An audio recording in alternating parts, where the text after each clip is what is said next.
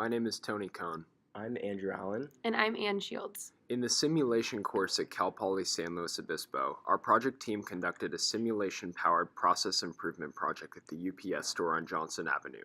For the sake of our project scope, we focused only on printing services, which account for a large portion of the UPS store's business. In addition to providing printing services for walk-in customers, the store also takes phone orders for large print orders, which typically come from local businesses. For walk-in print orders, the printing process begins the moment the customer walks through the door. First, customers make their way to one of the two available computers. After inserting the flash drive into the computer, the customer then selects between black and white or color printing options. If the customer selects color prints, the files are routed to the store's one and only color printer. If the customer selects black and white, the files will be routed to one of the store's two black and white printers. In the latter case, the black and white printing files will always be routed to the least busy of the two black and white printers. After the printer has finished, the customer picks up the printed files from the print tray and makes their way to one of the two cashier's desks. Similar to the black and white print routing process, the customer always pays at the least busy cashier's desk. Finally, after completion of payment, the customer exits the store through the same door that was used to enter. After talks with Megan, the store manager, we came across a significant inefficiency in the system. Call-in orders are typically much larger than walk-in orders.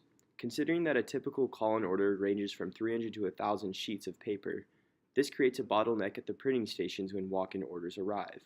There are two options at this point when there are time-conflicting orders. The first option is to immediately help the customer in the store, pause the call-in order in process, allow the physical customer to utilize the printer, and resume the call-in printing order upon the customer's departure.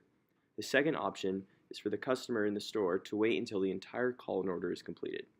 A typical call-in order can take between 5 and 40 minutes, which is a long time for a customer to be physically waiting in the storefront.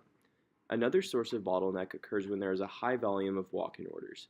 There are only two computers that process orders, two black and white printers, and one color printer. Our team has met with the manager of the store, Megan, to discuss our data collection plans and procedures. We plan to visit the location next week to conduct time studies on orders being completed in the system. Using this data, we will define our distributions and variables such as number of orders and number of pages. We will also observe how customers and entities travel throughout the system to identify any potential experiments and responses for future study. After all is said and done, we hope that the findings from our simulation project will allow us to make recommendations to the store's manager and owner on how to better streamline the printing process, eliminate inefficiencies, and ultimately increase printing order throughput.